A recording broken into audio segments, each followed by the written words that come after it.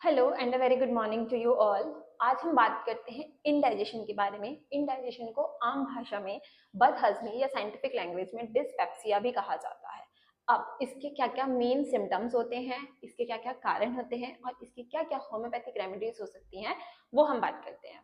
तो first thing, जो इसके सिम्टम्स होते हैं वो क्या है कि पेट में भारीपन लगना, ब्लोटिंग होना, डकारे आना जिसको हम बेल्चिंग बोलते हैं या इरेक्टेशंस बोलते हैं, फुलनेस ऑफ एब्डोमेन कि हमने सिर्फ थोड़ा सा खाना खाया, कि हमें बहुत ज्यादा भूख लगी, हमने थोड़ा सा खाना खाया और तुरंत पेट भर गया, ऐसा लग रहा है खाना ऊपर की तरफ आ रहा है, खाना खाने के तुरंत बाद पेट में दर्द हो रहा है या मोशन क्लियर नहीं हो रहे हैं, गले में जलन हो रही है, ये सारे सिम्टम्स जो होते हैं ये कंट्रीब्यूट करते हैं इंडाइजेशन को। अब अगर हम इंडाइजेशन के बारे में बात कर रहे हैं तो ये बताएं कि जो इंडाइजेशन है ये बहुत वेग टर्म है, किसके बहुत सारे कारण हो सकते हैं। हम एक पर्टिकुलर कोई कारण नहीं बोल सकते कि इस कारण से इंडाइजेशन हो रहा है।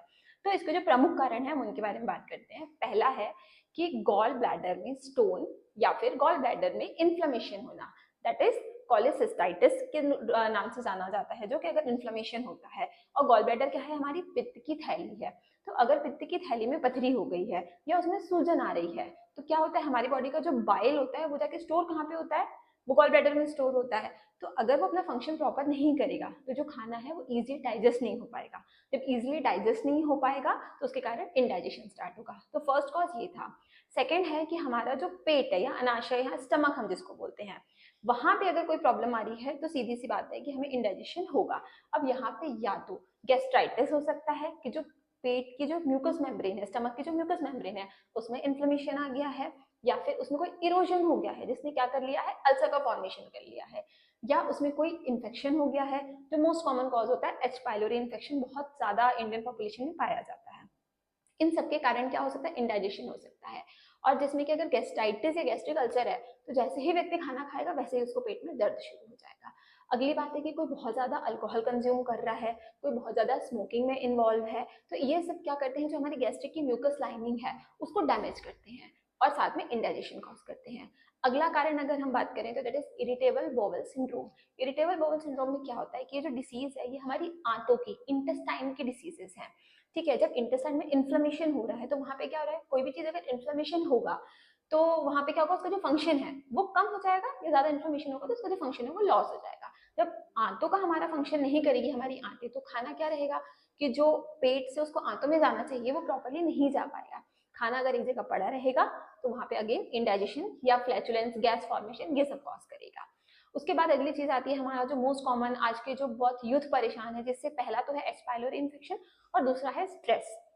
स्ट्रेस से कैसे रिलेटेड है इंडाइजेशन, जब भी हमें कोई भी टेंशन या स्ट्रेस होता है तो हमारी जो वेगस नर्व है वो इरिटेट हो जाती है, और वेगस नर्व इरिटेट होकर क्या करती है, बहुत ज्यादा एसिड सिक्रेशन बढ़ा देती है बॉडी में। जो हमारे पेट का गैस्ट्रिन है या एसिड है, जो एंजाइम्स हैं, उनका जो सिक्रीशंस है वो जो बैलेंस में होना चाहिए वो इम्बैलेंस कर देती है, और वो इम्बैलेंस करने के साथ ही इंडाइजेशन कॉज करती है। साथ में ही जब भी स्ट्रेस होगा बॉडी में तो क्या होगा, कॉर्टिसोल लेवल बढ़ जाएगा और एड्रेनल लेवल बढ़ जाएगा। तो ये सारी चीजें क्या करेंगी, इंडाइजेशन में कंट्रीब्यूट करेगी। अगली चीज है कि कोई पेशेंट है, कोई पर्सन है जिसको इंडाइजेशन हो रहा है और उसने पेंटॉप की आदत डाली है, मतलब एंटासिड्स डेली खाने की आदत डाल ली है, तो वो जब भी वो एंटासिड मिस करेगा तो उसको गैस बनना, भूख ना लगना, पेट खराब होना, ये सारी शिकायतें आनी शुरू हो जाएगी। कोई एनसीड्स पे है, कोई स्टेरॉइड्स पे है, अगर कोई पेन किलर्स पे है बहुत लंबे टाइम से, इन सारी चीजों में क्या होता है, गैस बनना, पेट खराब होना और इंडाइजेशन की शिकायतें आ जाती हैं। ठीक है, अब अगर हम बात करते हैं कि इसमें क्या क्या होम्योपैथिक दवाइयां हैं जो हेल्प कर सकती हैं, तो फर्स्ट है नक्स वोमिका। कि जब भी आपका पेट में दिक्कत आ रहा है कुछ बहुत ज्यादा स्पाइसी खाने के बाद या ओवर ईटिंग के बाद, आपने बहुत ज्यादा तला गला भी खा लिया है, बहुत ज्यादा स्पाइसी था वो, या बहुत ज्यादा स्मोकिंग या अल्कोहल के बाद चीजें आ रही है, तो आप नक्स वोमिका यूज कर सकते हैं। अगली मेडिसिन जो है वो है हमारी पल्सेटिला। पल्सेटिला में है कि अगर हमने हैवी फूड खा लिया है, मैदा वगैरह खाया है, या फिर तला हुआ फैटी फूड खाया है, उसके बाद हमें डकारे बहुत आ रही है, हमारा पेट साफ नहीं हो रहा है या दस्त लग रहे हैं, इन सारी कंडीशंस पे हम पल्सेटिला यूज कर सकते हैं। अब तीसरी दवाई जो आती है वो है लाइकोपोडियम। अब हम जो अगली तीन दवाइयां पढ़ेंगे, लाइकोपोडियम, चाइना और कार्बोवेज, इनका एक प्रॉपर ट्रायो है कि कहाँ पे ज्यादा गैस फील होती है तो हम कौन सी दवाई दे सकते हैं। तो अगर किसी पर्सन का पूरे पेट की जगह सिर्फ ऐसा लग रहा है कि उसको मेरे पेट के निचले हिस्से में मुझे बहुत ज्यादा ऐसा लग रहा है पेट भरा हुआ, मुझे बहुत भूख लग रही है, मैं थोड़ा सा खा रहा हूँ, मेरा पेट फूल जा रहा है, तो अगर निचले हिस्से में ज्यादा गैस ऐसा लग रहा है कि मुझे बार बार गैस पास करना पड़ रहा है तभी मुझे आराम मिल रहा है, तो हम लाइकोपोडियम यूज कर सकते हैं। अगली जो दवाई है कार्बो वेजिटेबलिस, उसमें जो पेशेंट है उसको क्या लगता है कि मेरे पेट के जो ऊपर वाला हिस्सा है यहाँ पे एकदम भारीपन आ चुका है, तो मुझे अगर डकार आ जाएगी तो मुझे आराम मिल जाएगा, तो वो क्या करेगा, पेशेंट बार बार डकार लेने की कोशिश करेगा, उसको इरिटेशंस बहुत आएंगे, यहाँ पे हम यूज कर सकते हैं कार्बो वेजिटेबलिस। अगली मेडिसिन है China, that is cinchona officinalis. अगर पूरे पेट में एक भारीपन लग रहा है, जो फ्लैचुलेंस है, जो गैस बनी हुई है, ऐसा लग रहा है कि पूरे पेट में गैस बनी हुई है और पेट मेरा बहुत ज्यादा निकलने लग गया है बाहर, मुझे डकार भी अच्छे से नहीं आ पा रही है, मुझे गैस भी पास नहीं हो पा रही है, अगर मुझे गैस पास हो जाए या डकार आ जाए तो मुझे आराम मिल जाएगा, और ये करने के बाद भी उसको आराम नहीं मिल रहा है, तब हम यूज कर सकते हैं चाइना। उसके बाद कोई पेशेंट है, अगर उसको ऐसा लग रहा है कि गैस आ रही है बाहर और यहाँ पे आके अटक जा रही है, ठीक है, बहुत पेशेंट ये शिकायत करते हैं कि मैम ऐसा लगता है कि पेट से गैस निकल रही है पर यहाँ पे आके कुछ अटक जा रहा है, तो यहाँ पे हम यूज कर सकते हैं ऐसा फटीडा।